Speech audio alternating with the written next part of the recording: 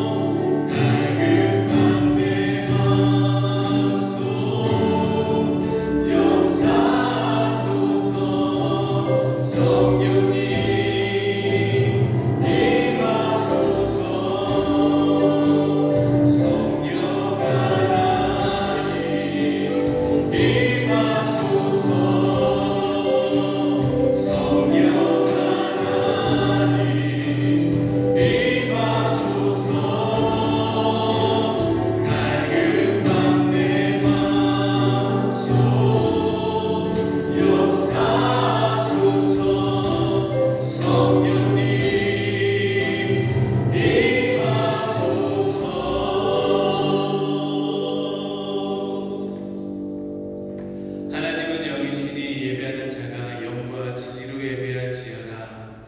아멘. 부활의 주님, 주님을 찬양합니다. 주님의 십자가 분으로 이렇게 교회로 모여 부활의 영광을 누리게 하시니 감사드립니다. 저희 안에 임하여 주셔서 저희가 드리는 예배를 받아 주시옵소서. 주님을 찬양합니다. 주님을 경배합니다. 우리 주 예수 그리스도의 이름으로 기도드렸습니다. 아멘. 예수 부활했으니 할렐루야. 만민 찬송하여라. 할렐루야. 전사들이 즐거워. 할렐루야. 기쁜 찬송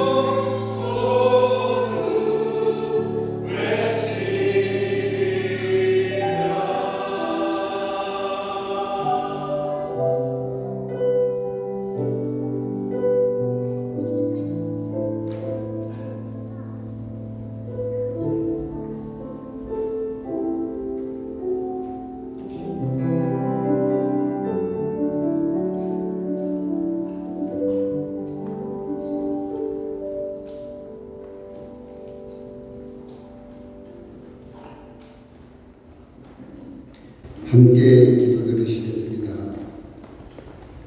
그리스도께서 만일 살아나지 못하셨으면 우리가 전파하는 것도 헛것이요 또 너의 믿음도 헛것이며. 아멘. 하나님 아버지, 온 세상 만물을 소생케 하시고 움츠렸던 우리의 몸과 마음에 활기를 부어주시는 따스한 봄날, 이렇게 아름다운 자연 속에서 예수님의 부활하심을 기념하는 부활절 은한 예배를 온 성도가 함께 드릴 수 있도록 허락하신 주님의 은혜에 감사와 찬양을 올려드립니다. 예수 그리스도께서는 근본 하나님의 본체시나 사람의 모습으로 오셔서 자기를 낮추시고 친히 십자가에 달려 돌아가심으로 영골에 처해질 죄인으로 하나님 앞에 나갈 수 없는 우리와 하나님 사이에 막힌 담을 하시고 하나님과 화목하게 하신 그 은혜에 감사드립니다. 그런즉 누구든지 그리스도 안에 있으면 새로운 피조물이라 이전 것은 지나갔으니 보라 새 것이 되었도다라고 하신 사도 바울의 고백처럼 저희 모두가 주님의 은혜로 새 생명을 얻은 자로서 우리에게 주신 그 모든 것으로 예수님의 십자가의 그 사랑과 권능을 전하는 것이 우리의 삶의 최우선순위가 되게 하옵소서. 주님께서 생명의 교회를 세우시고 당신의 백성들을 불러 모아주시고 생명력 있는 교회, 선교적 교회의 비전을 주심에 감사드립니다. 교회에 주신 예배 공동체, 성령 공동체, 전도 공동체의 사명을 이루기 위하여 온 성도가 각자의 소명대로 한 마음으로 연합하여 하나님을 기쁘시게 하는 교회 되게 하옵소서. 각 사역마다 섬기는 성도가 배가 되어 섬김의 은혜를 풍성히 누리는 생명의 길 교회 되게 하옵소서. 새생명 축제와 전도 폭발 훈련과 뮤나스쿨 등 모든 사역과 훈련을 통하여 주님 주신 아름다운 초소가 차고 넘치는 은혜를 경험하게 하옵소서. 24년 새해 주의 양은 주의 음성을 듣는다는 말씀을 주시고 예배와 성경 통독, 말씀 공부, 새벽 기도회 등을 통하여 주님을 말씀을 묵상하고 주님을 뜻을 구하는 간구로 24시간 365일 주님과 동행하는 삶 살아내게 하옵소서. 부활하셔서 우리와 함께 하시는 예수님을 전하지 않을 수 없어 저희는 매년 전도대상자를 작정하고 기도합니다. 나의 사랑이 아닌 예수님의 사랑으로, 나의 능력이 아니라 예수님의 능력을 의지하여 담대히 전하는 저희 모두가 되게 하옵소서. 사랑하는 가족이 지옥문을 향해 가는 것을 그냥 보고 방관하지 않게 하시고 수백 번 거부당하더라도 포기하지 말고 기도하며 사랑과 복음을 전하는 저희가 되게 하옵소서. 우리나라 대한민국이 하나님을 경외하는 나라 되게 하시고 경제, 사회, 정치, 문화 등 모든 영역에서 하나님의 말씀이 나라의 통치의 근간이 되게 하옵소서. 4월 10일 있을 22대 국회의원 선거에 진정 국민을 위해 헌신할 인재가 선출되게 하시고 젊은이들이 비전과 소망을 품을 수 있는 나라 되게 하옵소서. 이 땅의 모든 교회가 참된 진리이신 예수 그리스도의 사랑과 권능을 바로 전하여 참과 거짓이 무엇인지 혼미한 이 시대에 빛과 소금의 역할을 잘 감당하게 하옵소서.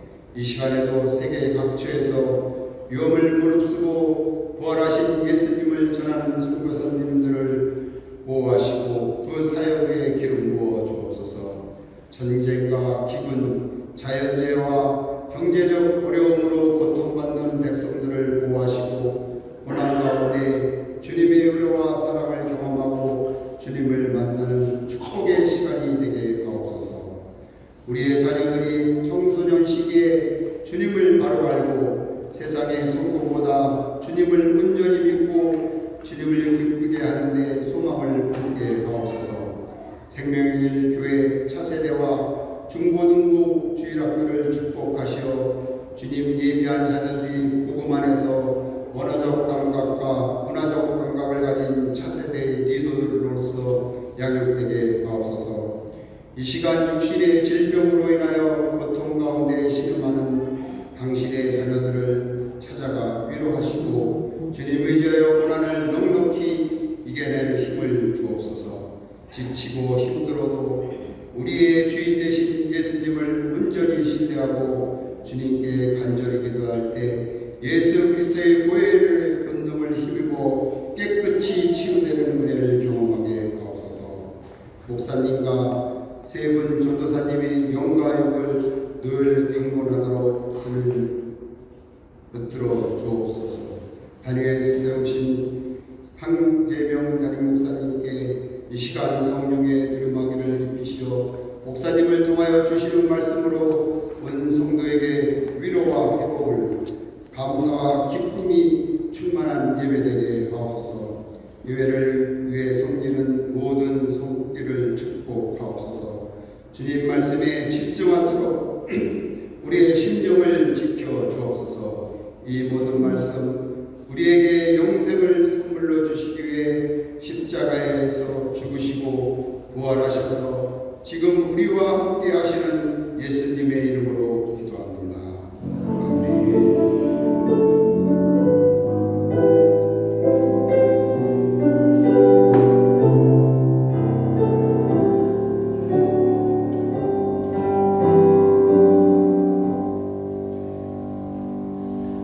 샬롬.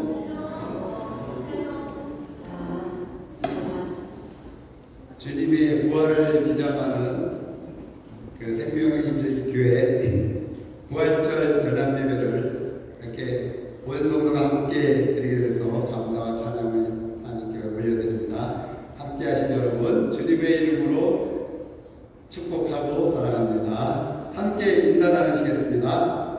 오늘 부활의 주님이 당신의 하나님이십니다를 생각하면서 주님이 당신을 진정 사랑하십니다. 이렇게 같이 고백하시면 인사하겠습니다. 주님이 당신을 진정 사랑하십니다. 아멘. 함께 찬양하며 전에 24년 표를 먼저 또 이 성전에서 한 목소리를 지겠습니다. 주의 음성을 듣는다. 아멘. 함께 찬양하며 축복하겠습니다. 평화 하나님의 평강이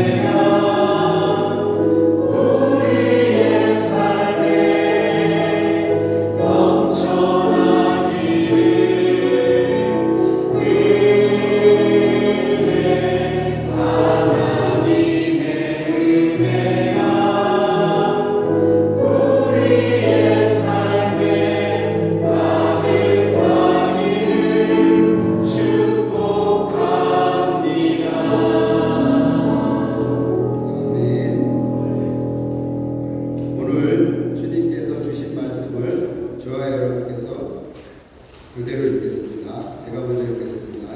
누가복음 24장 1절에서 10절입니다. 안식 후 첫날 새벽에 이 여자들이 그 준비하는 꿈을 가지고 무덤에 가서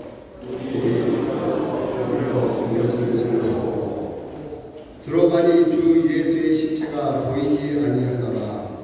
이로 인하여 의심할 때 문득 찬란한 옷을 입은 두 사람이 곁에 섰는지라. 여자들이 두려워 얼굴을 땅에 대니 두 사람이 이르되 어찌하여 살아있는 자를 죽은 자 가운데서 찾느냐.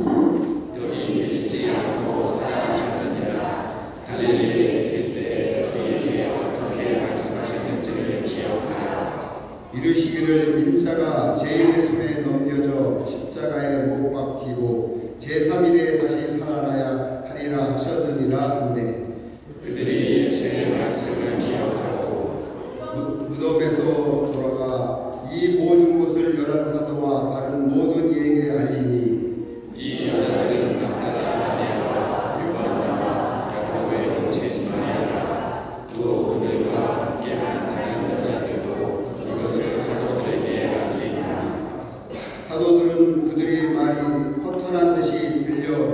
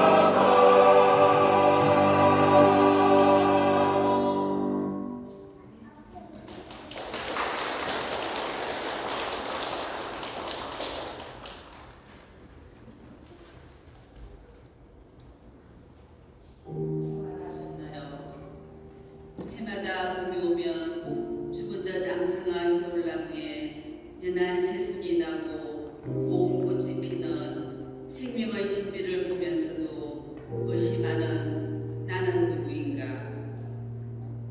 나를 사랑하여 십자가에서 돌아가신 말씀을 읽으면서도 사랑에 목말라 하며 빈 무덤 속 어둠만을 보며 절망의 늪에서 허우적대는 나의 믿음은 무엇인가? 생명의 길을 알고도 화려해 보이는 다른 길 기웃거리다 집으로 가는 나침판을 읽고 한 걸음도 나아가지 못하는 나의 소망은 어디에 있었나?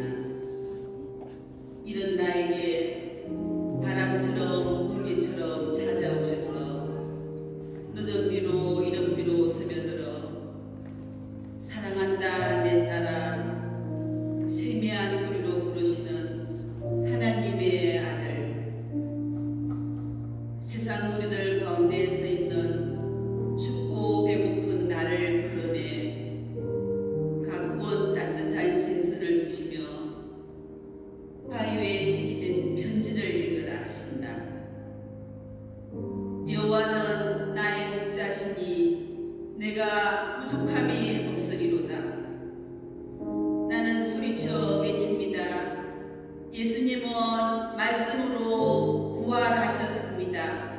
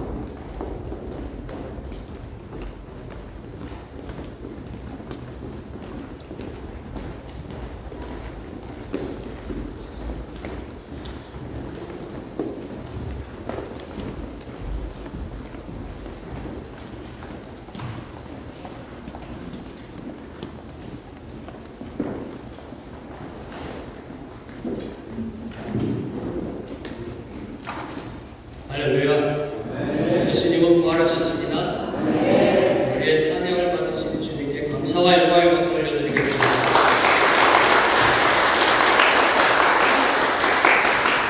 유거사님이 안 계시니까 박수가 안 나오네요. 유거사님 빨리 회복되시기를 선포하며 증거합니다. 저희들이 우리 중창단 이제 남성 중창단을 뛰어넘고 혼성 중창단으로 생명의 중창단으로 나아가는 속에 감사드립니다. 저희들이 중창함 속에 선포했잖아요. 우리의 자랑은 십자가다. 우리의 자랑은 십자가의 부활이다. 그 능력이다. 근데 저는 거기다 하나를 더하고 싶습니다. 우리 생명의 교회의 자랑은 중창입니다. 한번 박수 한번 다시 한번. 저는 깜짝 놀랐어요. 성금요일 때도 그렇고요. 청년이 찬양을 너무 잘하는 거예요. 도대체 저 청년은 어디서 우리 이민경 사님 사인분이라고 하시더라고요. 하빈이라고. 그래서 우리 다시 한번 우리 이민경 사님 일어나주세요.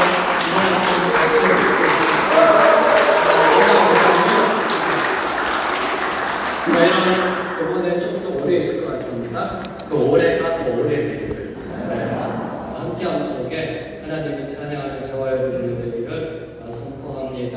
그리고 감사합니다. 부활절 연합회는 하나님께서 저희 교회에 주신 축복이요. 첫 해부터 이렇게 하나님 만드신 자연을 보면서 외부에서 하나님께 예배드리는 그러한 전통이라고 할까요? 이걸 허락해 주셨어요. 너무나 감사합니다. 이 봄에 하나님의 생명이 움트는 자연을 보면서 외부에 나와 예배드릴 수 있다는 것, 이 또한 이 생명의 교회가 누리는 축복 중에 하나라고 생각합니다. 하나님의 교회가 어디 있는지 모르지만 저희 교회도 크지만 또 이 또한 누릴 수가 없습니다. 누릴 수 있을 때 마음껏 누리시고요. 얼마나 감사해요? 얼마나 감사한 일이죠? 하나님이 생명의 소생을 불어넣는 봄에 성도들이 함께 이렇게 외부에 나와서 하나님의 자산, 이 분당 우리교회가 만든 이 수양관 이것도 하나님의 자산이잖아요. 이곳에서 하나님의 백성이 예배드릴 수 있다는 게 너무나 감사합니다. 그리고 오늘 예배 후에 2시에 또 저희들이 두드림 예배는 찬양 예배를 드립니다. 그래서 한 분도 가지 마시고요. 하나님의 그 놀라우신 십자가의 능력을 찬양하는 저와 여러분의 되기를 주님의 이름으로 선포합니다. 자, 오늘 주신 말씀 듣기 전부터 저희들이 하나님의 말씀으로 우리 자녀들을 축복하며 나아갑니다. 여호와여, 주의 이름을 지금 운영에 보이시고 주의 이름을 우리에게 가르치소서. 주의 진리로 지금 운영을 지도하시고 교훈하소서. 주는 지금 운영에 구원의 하나님이시니 그들이 종일 주를 따라이 나가라. 아멘. 기도하시겠습니다. 하나님 아버지 감사합니다. 이 부활 주일을 맞이하여 우리에게 허락하신 자녀들 주님 손에 올려드립니다. 그들을 일일이 기억하시고 우리 자녀들의 이름을 불러주시고 그들에게 진리의 길, 진리의 도를 보여주시어 영생의 축복으로 이끌림받게 하여 주시옵소서. 오늘도 주님이 예배하신 말씀의 은혜 앞으로 나아갑니다. 듣게 하소서, 깨닫게 하소서, 깨달은 대로 살아내게 하여 주시옵소서. 예수님의 이름으로 기도합니다. 네.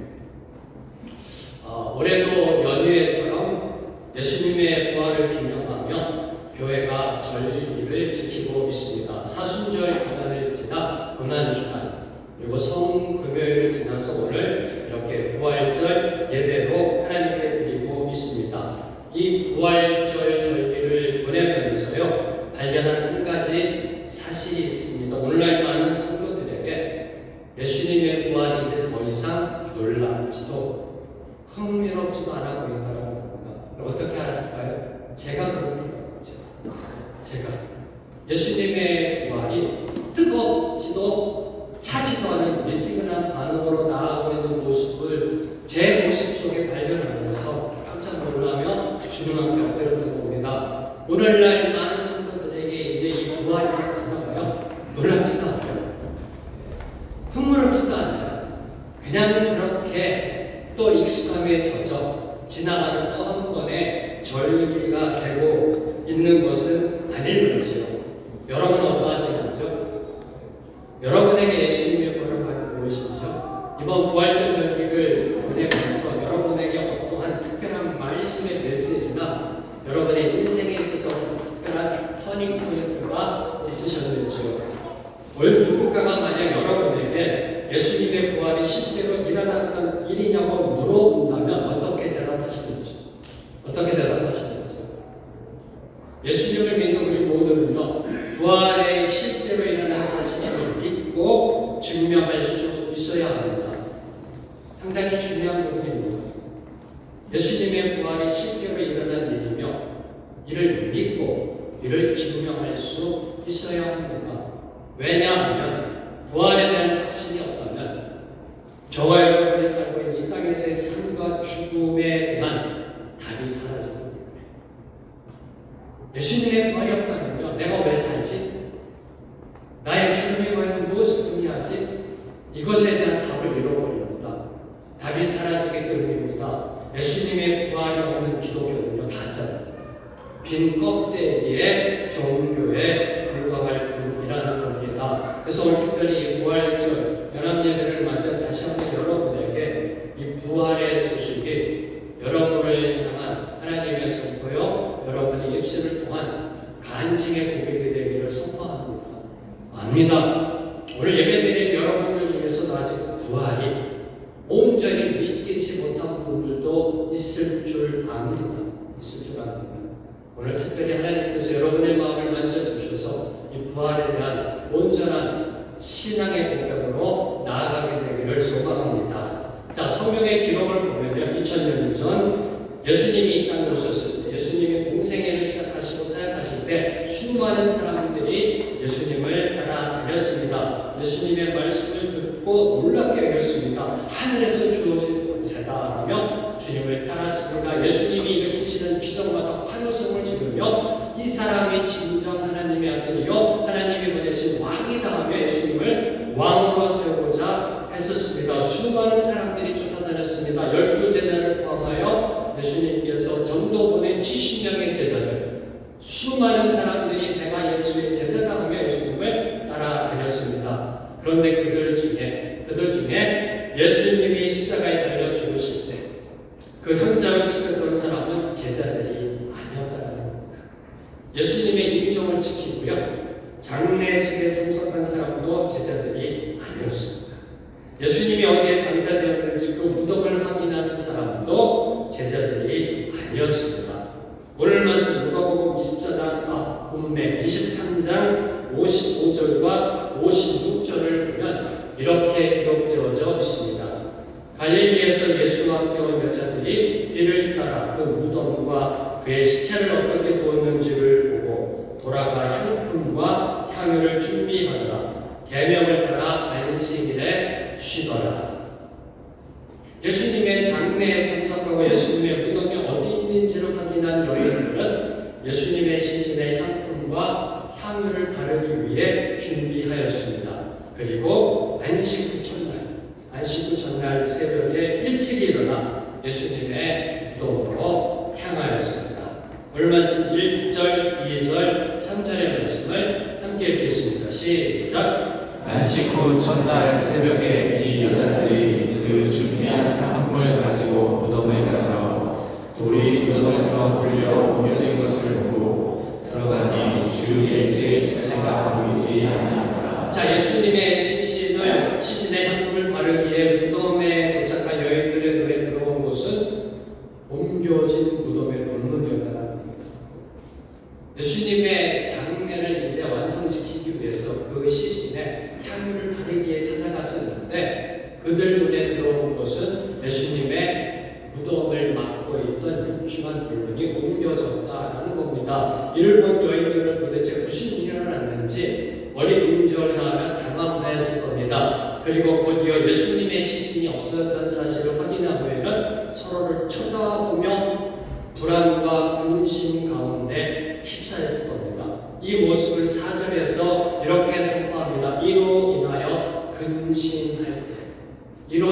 근심할 때 그때 문득 찬란한 옷을 입은 두 사람이 나타납니다. 하나님께서 천사를 그들에게 보내셨습니다. 5절과 9절 말씀, 두 구절 말씀 함께 읽습니다. 시작! 여자들이 두려워 얼굴을 땅에 대니 두 사람이 이르되 어찌하여 살아있는 자를 죽은 자 가운데서 찾느냐 여기 계시지 않고 살아나셨느니라. 갈릴리에 계실 때 너희에게 어떻게 말씀하셨는지를 기억하라. 예수님의 십자가 죽음은 역사적 사실입니다. 그렇죠?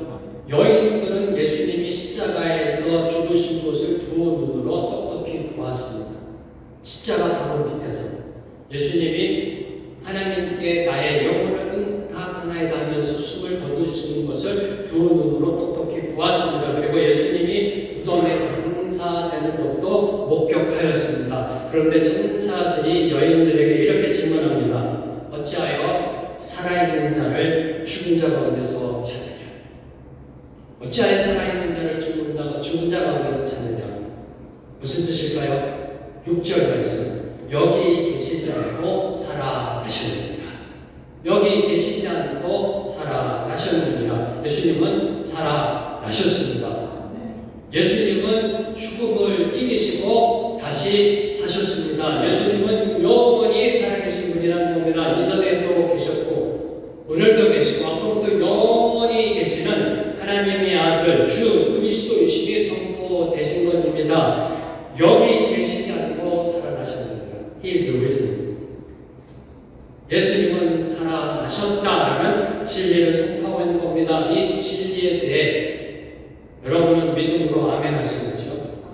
예수님이 다시 사심이 정말 믿음으로 고백되시는지 이 사실이 믿음으로 다가오시는지요?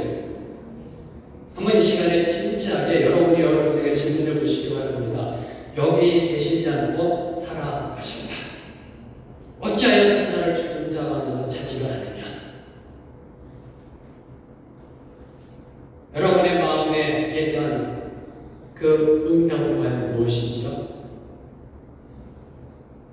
정말 여러분이 예수님이 살아계심을 다시 사셨음을 믿으신다면 어찌하여 여러분의 인생의 가치를 죽은 세상에서 찾고 있는지요? 이 부분입니다. 여러분이 진정 예수님이 다시 사셨음을 믿는다면 어찌하여 산 자를 죽은 자 가운데서 찾느냐는 그 천사의 말을 믿는다면 어찌하여 지금 여러분의 인생의 가치를 죽은 세상에서 찾고 있는지요라는 질문을 여러분에게 던져야 한다라는 겁니다. 다시 말해 물질, 명예, 성공, 출세 여러분에게 진정한 행복을 가져다 주었는지요? 한번 이 시간의 곰곰이 여러분에게 질문해 보시기 바랍니다. 세상 것들, 여러분이 추구하던 것들, 여러분의 인생의 가치를 찾으려 했던 것들 여러분에게 진정한 행복과 만족을 주었는지요? 더 넓고 고급진 아파트, 고가의 외제차, 명품 브랜드 등이 여러분의 존재 가치를 높여주었는지요? 여러분의 품격을 더 높여주었는지요? 좀 있어 보이는지요? 좀 나아 보였는지요? 다시 살아 이 모든 것들 저희들이 이 세상 떠날 때 무덤에 놓고 가야 할 것입니다. 다 알고 계시죠? 주님을 안 믿어도 기독교인이 아니라도 공수의 공수고입니다. 인생은 공수의 공수고입니다. 세상 모든 것들은 다 무덤에 놓고 가야 할 것들이라는 겁니다. 이제는 세상의 무덤에서 나올 때입니다. 어찌하여 살아있는 자를 죽은 자 가운데서 찾느냐? 어찌하여 생명을 죽은 가운데서 찾으려 하느냐는 질문을 저와 여러분에게 오늘 하늘에서 던지고 있는 질문입니다. 이제 구원받은 자답게 시선을 돌려야 합니다. 죽음의 세상에서 저 하늘 분야로 땅에서 하늘로 이제 시선을 돌려 생명의 부활로 나아갈 때라는 겁니다. 부활은 종교가 아닙니다. 부활은 철학이 아닙니다. 부활은 관념이나 개념이나 지식이 아닙니다. 부활은 교리가 아니라 사실입니다. 사실. 예수님의 부활도 사실이고요. 저와 여러분의 부활도 사실입니다. 그래서 이 부활은 우리의 삶의 현실이 되어야 합니다. 왜 사실입니까? 그리고 우리의 삶의 간증이 되어야 합니다. 왜 사실입니까? 우리나라 최고의 지성인이자 예수님을 믿으신 후에는 지성에서 영성으로 나아가신 누구신지 다 아시죠? 이어영 박사님. 2022년에 소천하신 이어령 박사님, 당대 최고의 지성인이자 예수님을 만나신 다음에는 지성에서 영성으로 나아가고자 몸부림치셨던 이어령 박사님은 죽음을 얼마 앞두고 다음과 같이 고백하셨습니다. 삶과 죽음은 맞닿은 동전 같은 것인데 그걸 몰랐습니다. 죽음을 몰랐다는 것은 생명을 몰랐다는 것입니다. 나는 길이요 진리요 생명이라는 말씀은 죽음이자 생명입니다. 죽을 수 있는 하나님이셨습니다. 엘리 엘리 라마 사박다니 하시지 않았습니까? 그래서 부활하신 겁니다. 우리는 부활이 없지만 예수님을 따라가면 부활이 있는 것입니다. 그리고 이렇게 결론 내리셨습니다. 기적 중에 기적은 부활이다. 기적 중에 기적은 부활이다. 동의하시는지요? 아직은인가요? 아직은 그래도 잘 믿겨지지 않습니다라는 그런 고백인가요? 이 진리, 이 부활의 진리를 아직 체험하지 못한 여인들에게 오늘 말씀 속 아직 이 진리를 체험하지 못한 여인들에게 천사들은 예수님께서 갈릴리에서 말씀하신 것을 기억하라고 촉구합니다. 오늘 말씀 7절 말씀 함께 읽습니다. 시작. 이르시기를 인자가 주인의 손에 옮겨져 십자가에 못 박히고 제3일에 다시 살아나야 하리라 하셨느니라. 네. 예수님께서 하신 말씀, 제자들에게 하신 말씀, 수많은 무리들에게 하신 말씀, 이 말씀을 기억하라고 여인들에게 촉구하고 있습니다. 천사들이 기억하라고 촉구한 예수님의 말씀은 7절에 보면 세 가지입니다. 첫째, 예수님이 죄인의 손에 넘겨질 것. 둘째, 예수님이 십자가에 못 박혀 죽을 것. 그리고 셋째, 예수님이 제3일에 다시 살아날 것. 예수님이 말씀하신 것 중에 첫 번째와 두 번째로 말씀하신 것은 이미 실제로 일어났습니다. 여인들은 직접 자신들의 눈으로 목격하였습니다. 그리고 이제 남은 것은 세 번째 말씀입니다. 여러분 같으면 어떻게 하시는지요? 주님이 세 가지를 말씀하셨는데 첫째, 둘째 말씀은 이루어졌습니다. 이제 나머지 하나만 남았습니다. 이 한 나머지 세 번째 말씀에 대해서 여러분 어떻게 반응하시는지요? 여인들은 제3일에 다시 살아나리라는 예수님의 말씀을 붙잡았습니다. 왜요?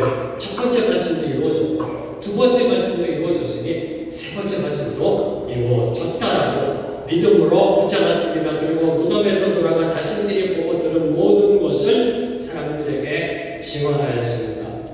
부활의 최초의 증인이 되었던 겁니다. 그리고 제일 먼저 11사도에게 달려가 예수님의 부활을 증언하였습니다. 그런데 여인들의 말을 들은 11사도, 예수님과 동고동락했던 3년을 동고동락했던 11사도, 측근에서 하나님의 말씀을 직감으로 들었던 그 11사도들은 다음과 같이 반응합니다. 11절 말씀을 보면 사도들은 그들의 말이 허탄한 듯이 들려 믿지 아니하나.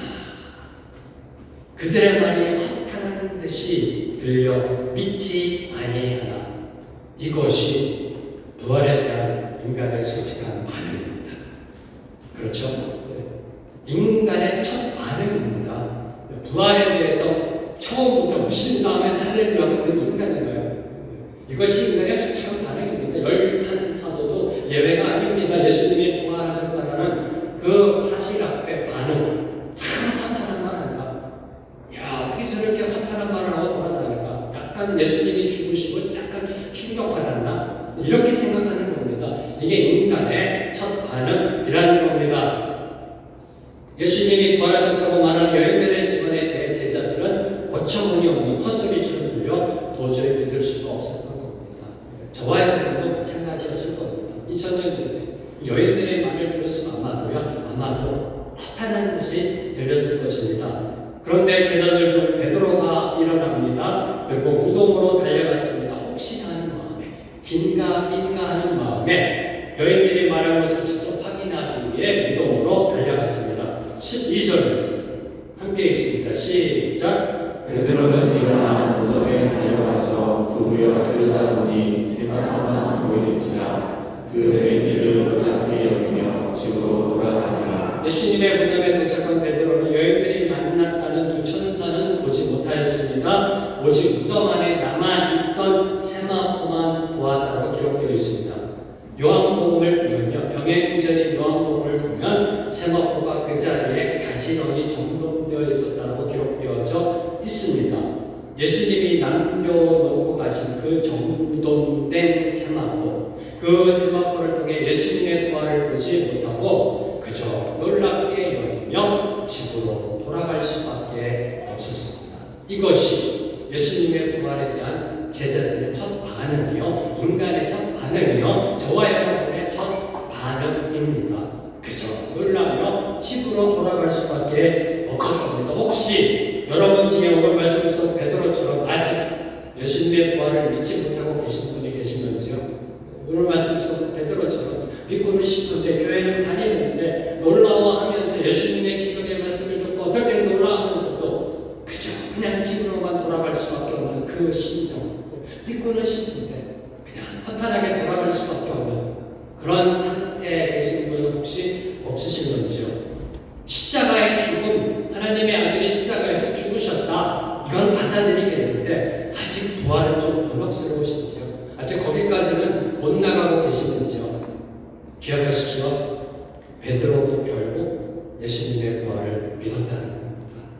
오늘 그냥 집으로 돌아간 베드로도 결국 예수님의 부활을 믿게 되었다라는 것이 역사적인 사실입니다. 예수님은 부활하셨습니다. 예수님이 부활하셨음을 보여주는 증거 중에, 확실한 증거 중에 오늘 5가지에 대해서 저와 여러분이 은혜 받고자 합니다. 오늘 나누는 이 5가지를 통해 혹시라도 긴가 민가 생각하는 분들, 아직도 집으로 돌아가는 베드로와 같은 심정으로 교회 다니는 분이 있다면 성령의 터치하심으로 예수님의 부활이 여러분의 삶의 현실이 되고 간증이 되고 고백이 되기를 주님의 이름으로 선포합니다. 자, 5가지 중에 첫 번째로 세상이 인정하는 4대 종교는 어떤 것인가요?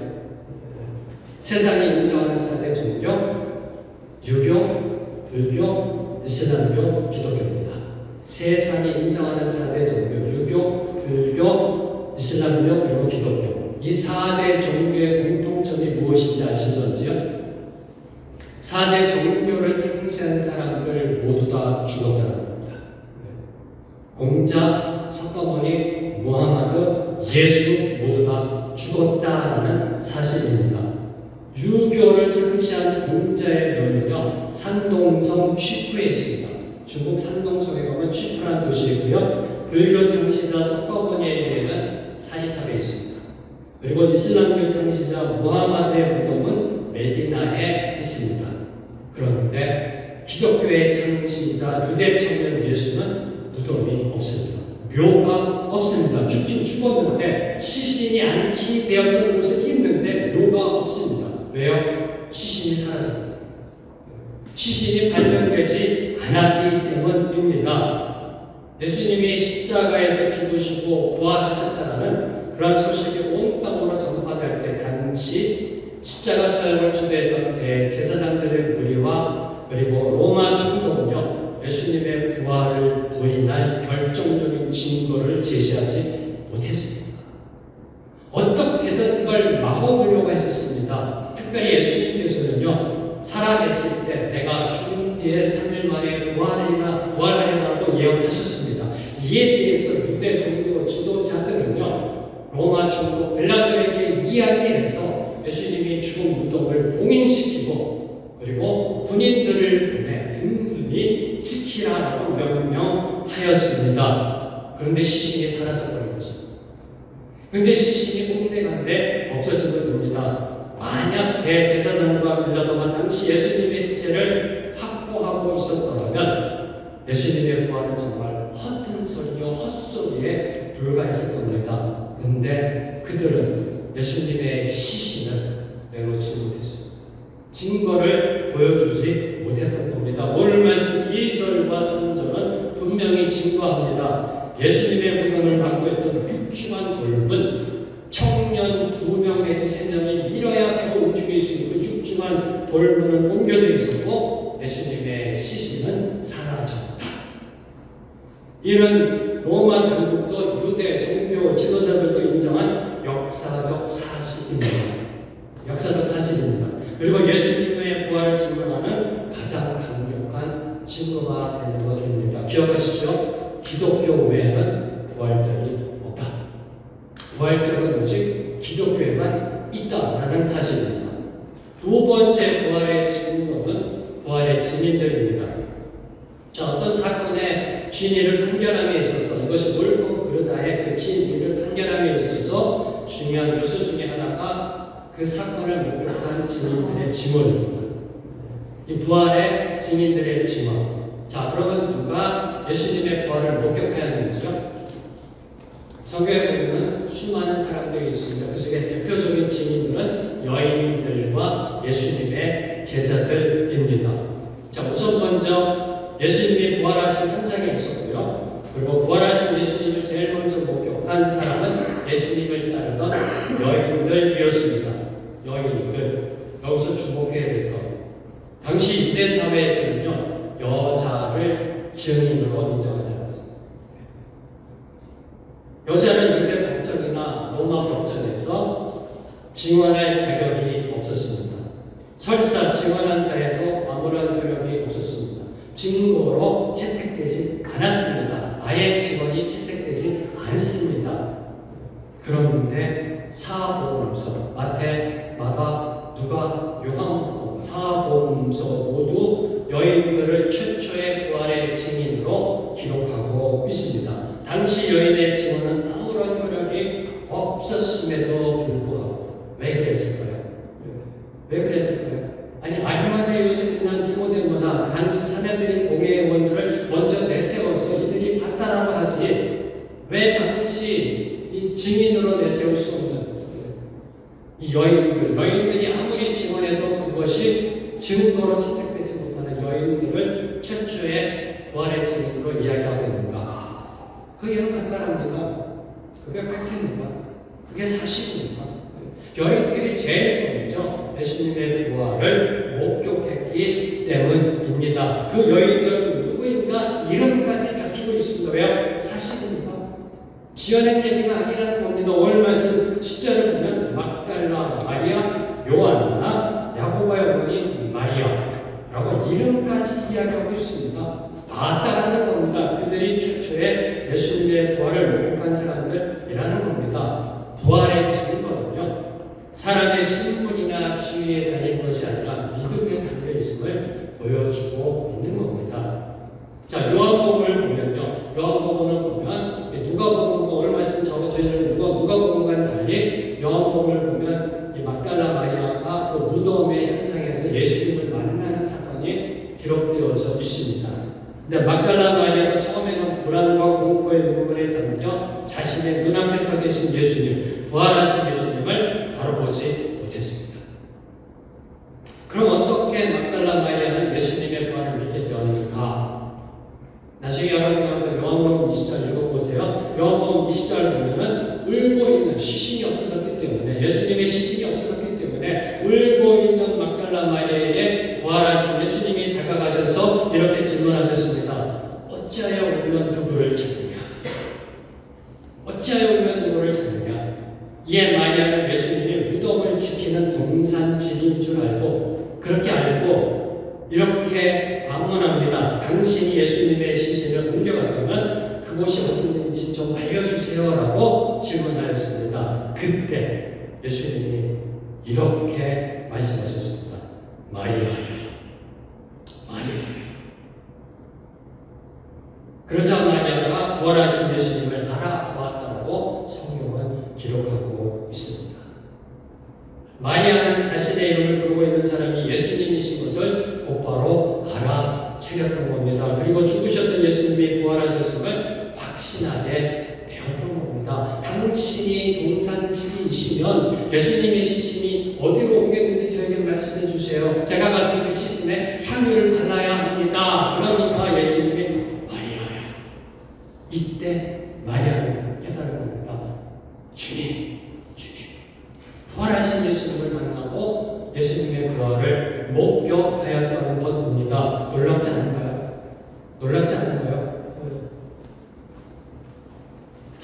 자신의 이름을 부르는 마리아라는 이 음성만 듣고도 예수님이 다시 살아나셨다, 부활하셨음을 믿고 선포하게 되었던 것입니다.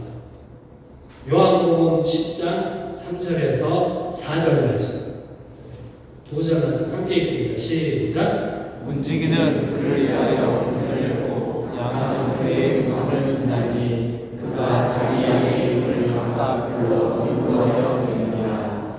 자기 양보다 아래로 위에 앞서가면 양들이 그의 음성을 하는으로 따라오되 주의 양은 주의 음성을 듣는다. 이 질문입니다. 기억하십시오. 예수님을 사모하며 따라가는 사람은요, 예수님이 자신의 이름만 불러도요 압니다. 그 음성만 듣고도 그분이 예수님이신 줄을 알게 되는 것입니다. 주의 양은 주의 음성을 듣는다.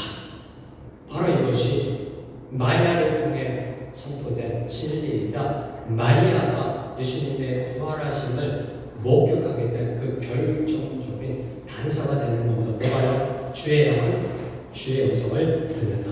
자, 다음으로 예수님의 부활을 목격한 진리는 제자들입니다. 사실 제자들은요, 오늘 말씀처럼 처음에는 예수님의 부활에 대해 회의적이었습니다. 허튼 소리다라고 생각하며 믿지 않았습니다. 예수님이 인생의 기간 중에 예수님께서 죽으시고 부활하신 것을 제자들에게 그렇게 직감했는데 가르쳐 주셨습니다. 귀가 닳도록 직감으로 말씀해 주셨는데도 불구하고 예수님의 부활을 전혀 기대하지 않았습니다. 예수님의 빈 무덤을 뻔히 눈앞에 두고도 혹시나 하는 생각조차도 하지 않았습니다. 자, 오늘 말씀 무덤에 들어간 베드로도요 단지 놀라워하였다라고 기록되어 있을 뿐입니다. 아마 어전 이 부분을 묵상하면서 아마 이때 베드로는 놀라워하며 예수님의 빈 무덤을 보면서 다음과 같은 논문점이 들지는 않았을까라는 생각을 해봅니다. 한번 생각해 보세요. 혹시나 달려갔을 때 무덤은 비어 있고요, 무덤 안을 봤더니 예수님의 시신이 진짜 없어요. 그때 베드로는 아마도 다음과 같은 논문점이 들었을 겁니다. 첫째, 예수님의 시신을 누군가가 가져간다면 세마포 수의를 입힌 채로 모셔가지 왜 벗겨서 가져갔을까? 한 질문. 두 번째, 만약 부족이 들었다면 왜 세마포 수의를 벗겨 잘 통에 넣고 갔을까? 이런 질문. 도둑이 들어와서 훔쳐간 다음에 정리정돈 팍 나가나요? 왜 그랬을까? 세 번째, 만약 누군가가 무덤 안으로 들어갔다면 그 육중한 무덤의 돌문을 어떻게 옮겼으며 그때 무덤을 지키던 군인들과 경비병들은 도대체 뭘 하고 있었을까? 라는 질문이 되지 않았을까요? 이 의문점에 대해 여러분은 어떻게 생각하시는지요? 이 의문점들에 대해 여러분은 어떻게 생각하시는지요? 부활은 인간의 논리로 이해되는 게 아닙니다. 부활은 인간의 이성 체계로 이해되는 것이 아닙니다. 부활은 믿음으로 체험하는 것. 성경은 베드로를 포함한 예수님의 제자들이 예수님의 부활을 믿기까지는 눈으로 보고 손으로 만져보는 경험이 필요했음을 말씀하고 있습니다. 예수님의 못자국과 참자국을 체험한 후에서야 비로소 부활하신 산증인이 되었던 것입니다. 요한일서 1장 1절 말씀 함께 선포합니다. 시작. 태초부터 있는 생명의 말씀에 관하여는 우리가 들은 바요 눈으로 본 바요 자세히 보고 우리의 손으로 만진 바라. 기독교는 체험의 종교예요.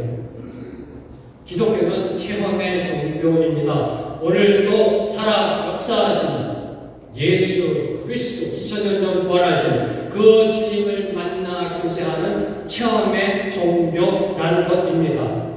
이 체험을 통해 부활의 산증이 된 베드로는 가론유다를 대신한 새로운 사도를 선출할 때 그 기준을 뭘로 정했는지 아시는지요? 예수님께서 부활하심을 체험으로 경험하고 부활의 산증이 된 베드로는 이제 가론유다를 대신한 12를 채우기 위해서 12번째 사도를 세울 때 그 기준을 이렇게 정했습니다. 우리와 더불어 예수의 부활하심을 증언할 자. 우리와 더불어 예수의 부활하심을 증언할 자. 사도행전 1장 22절 말씀. 이를 기준으로 가룟 유다로 인하여 공성이 된 12번째 사도를 채웠던 겁니다. 그리고 부활하신 예수님을 위해 기꺼이 목숨을 내놓았습니다. 십자가에 거꾸로 매달려 순교하셨습니다. 다시 말해 베드로는 죽음으로 예수님의 부활을 증명하셨던 겁니다. 자, 세 번째 부활의 증거, 사도 바울의 회심입니다. 사도 바울의 회심이 예수님께서 부활하신 증거 중에 가장 확실한 증거 중에 하나입니다. 기독교를 대적하고 핍박했던 바리새인 사울이 변하여 사도 바울이 된다? 이보다 더 강력한 증거가 어디 있었죠? 교회를 핍박했던 자입니다. 기독교를 대적했던 자입니다. 그런 자가 예수쟁이라는 겁니다. 그런 자가 불신, 지옥, 예수, 천국, 나중 예상하는 겁니다.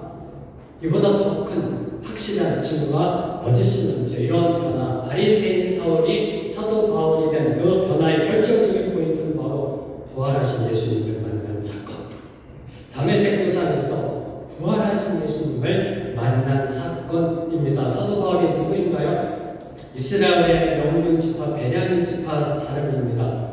사울왕, 이스라엘의 왕을 대처했던 베냐민 지파, 그리고 히브리인 중에 히브리인이요 바리새인 중에 바리새인이라고 자랑하고 있습니다. 당대 최고의 바리새인 학교를 수석으로 졸업한 당대 최고의 지성인입니다.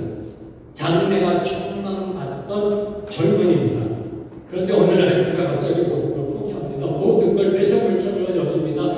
그리고 당시 이단으로 규정한 기독교로 개설해버립니다. 여러분이 2000년들이 이 사실을 목도했다면 어떻게 해석할 수 있을지. 장래가 촉망받던 젊은이 바리새인 신학교를 수석으로 졸업하고요. 최고의 지성인입니다. 그 누구와도 사도 바울과 성경을 나누어서 이긴 자가 없습니다. 그런 그가 갑자기 어느 날 이단으로 규정한 예수로 개설해버립니다. 이 사실을 어떻게 여러분은 이해할 수 있을런지요. 이에 대한 해석은 두 가지입니다. 첫째, 사도 바울이 미쳤거나 아니면 진짜로 그가 부활하신 예수님을 만났거나 둘 중에 하나입니다. 미쳤거나 아니면 진짜 그가 부활하신 예수님을 만났거나. 여러분은 어느 쪽이라고 생각하시는지요? 기억하십시오. 미친 사람은 절대로 이 성경 말씀을 체계적으로 달릴 수가 없습니다. 미친 사람은요, 복음을 체계적으로 올바로 제대로 가르칠 수가 없습니다. 미친 사람은 20년 넘게 복음 들고 선교의 현장으로 나아갈 수가 없습니다. 미친 사람은 유대교의 저항과 대적 속에 목숨 걸고 교회를 개척할 수가 없다라는 것입니다. 진리를 구하기 때문에, 정답을 구하기 때문에 사도 바울께서는 기독교의 목숨 걸 수 있었던 것입니다. 기독교의 목숨과 사도 바울께서는 예수님의 부활에 대해 다음과 같이 또 다른 확실한 증거를 제시하고 계십니다. 고린도전서 15장 4절에서 8절에서 함께 읽습니다. 시작. 장사하시리라 하셨다가 성경대로 사람에게 다시 살아나사 개바에게 보이시고 후에 열두 제자에게와 그 후에 오히려 형제에게 일시에 보이셨나니 그 중에 지금까지 대다수는 살아있고 어떤 사람들은 잠들었으며 그 후에 야고보에게 보이셨으며 그 후에 모든 사도에게와 맨 나중에 양상까지 통하여 남자 같은 내게 보이셨느니라. 사도 바울은 12제자와 야고보 모든 사도 그리고 바울 자신도 부활하신 예수님을 보았다라고 증언하고 있습니다. 그리고 무엇보다도 500여 명의 형제들이, 몇 명이요? 500여 명의 형제들이 부활하신 예수님을 보았다라고 증언합니다. 그리고 더 나아가 그들이 지금 살아있다. 대다수가 살아있다. 태반이 살아있다라고 힘주어 말합니다. 뭘 말하고자 하십니까? 믿겠으면 가서 물어봐라. 500여 명의 형제들이 부활하신 예수님을 못 믿었다. 그들이 대다수가 살아있다. 못 믿겠으면 가서 직접 물어보라라고 힘주어 말씀하고 계시는 겁니다. 부활에 대한 확신의 자신감의 선포입니다. 예수님의 부활을 못 믿은 사람들에게 직접 물어보라라고 선포할 정도로 예수님의 부활은 확실하였음을 사도 바울께서는 선포하고 계십니다. 자, 이제 네 번째 부활의 질문. 네 번째 부활의 질문. 유대인들의 개종입니다. 유대인들의 개종. 자, 사도행전을 보면요, 성령께서 강림하신 오순절날 베드로가 전한 복음의 설교, 예수님의 죽음과 부활에 대해서, 십자가에 대해서 한 설교를 듣고 당일에 몇 명이 회심하였는지요? 3,000명이 회심하였다고 기록되어져 있습니다. 그리고 사도행전 4장 4절을 보면 사도들이 부활의 도를 전하자 다시 몇 명이요? 5,000명의 남자가 개종하여 주님의 제자가 되었다라고 기록하고 있습니다. 그리고 사도행전 6장 7절을 보면 예루살렘에 있는 제자의 수가 더 심히 많아지고 허다한 제사장의 무리도 이 도에 복종하였다라고 기록하고 있습니다. 놀랍지 않나요? 전혀 안 놀라세요? 3,000명, 5,000명. 그리고 그 외 더 많은 숫자, 심지어 제사장, 사두개인들, 제사장들도 기독교로 개종했다라고 성경은 기록하고 있습니다. 이 놀라운 개종에 대하여 한동대 김기호 교수님은 이렇게 결론 내리셨습니다. 당시 예루살렘에 사회적 격변이 발생했다. 놀라운 일이라니까요. 여러분 단순하게 3,000명, 5,000명의 포커스 맞춘다 보니까 놓치는 부분이 있습니다. 뭔가요? 당시 예루살렘의 거주민은 대략 몇 명이 됐을까요? 몇 명이 예루살렘 속에 안에서 살고 있었을까요? 당시 예루살렘에 살고 있는 유대인은 25,000명 정도를 추정합니다. 25,000명. 그 중에 3,000명. 그 중에 5,000명.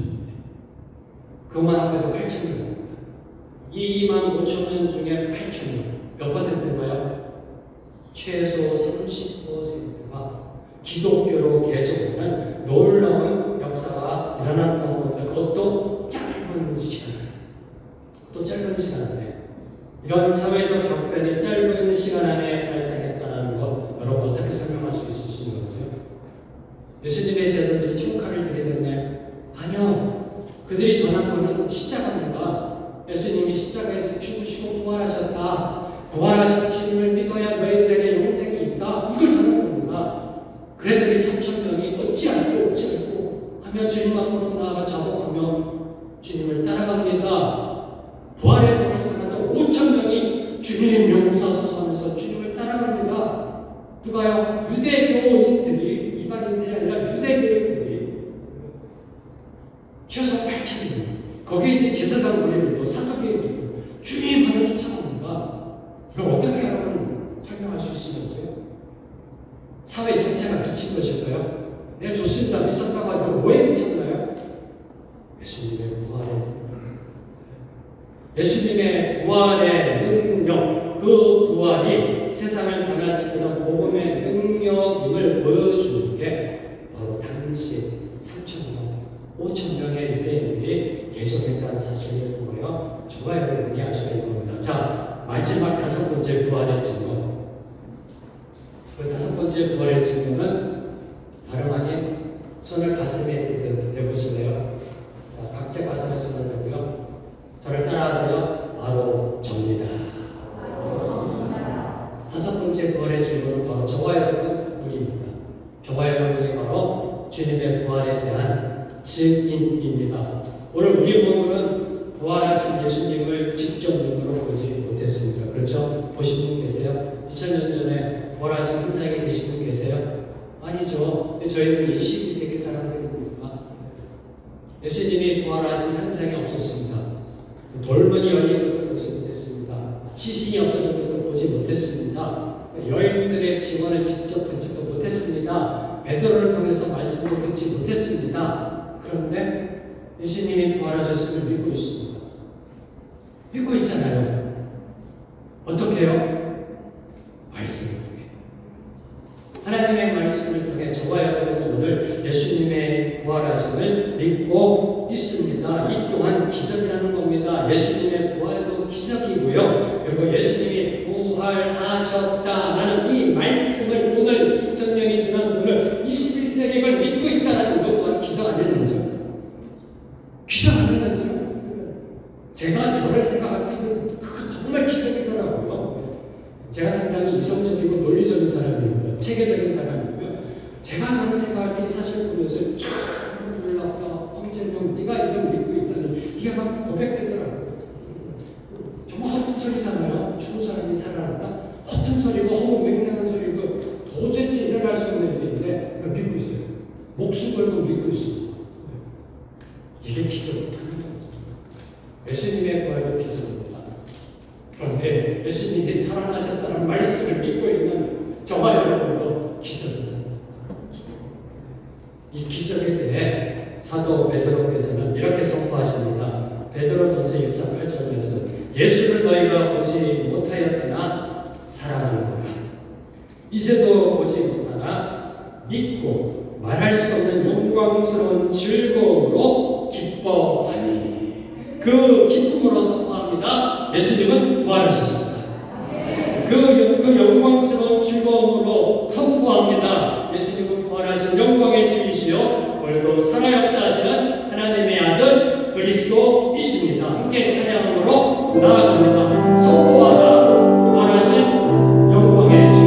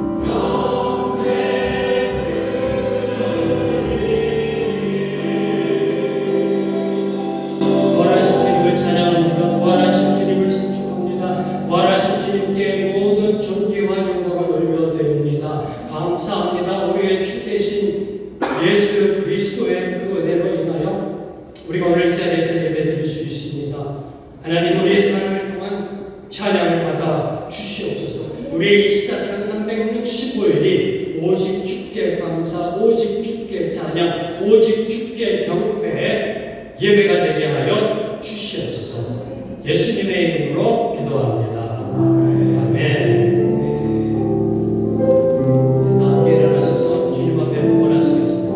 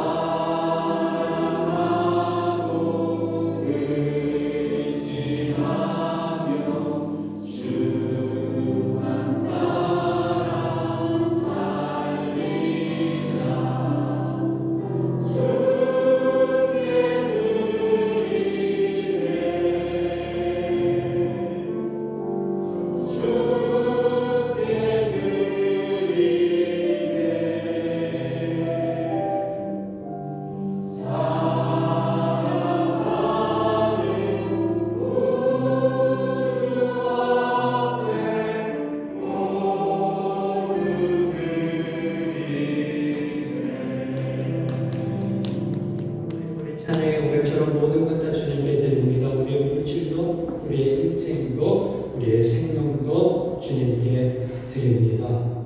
부활하셔서 우리를 구원해 자녀로 이끄신 그 은혜 감사하여 우리가 허락하신 물질의 축복 중에 다시 주님께 올려드립니다. 주님, 예물에 올려드려진 속에 모든 것이 주님의 것이요 주님의 소유요 주님의 주권하에 있음이 선포 고백 증거되게 하여 주시옵소서. 주님, 예물이 사용되어지는 곳에 오직 주님의 영광만이 드러나게 하시고 주님이 세우시는 생명의 길 교회 위에 귀하게 쓰임받게 하여 주시옵소서.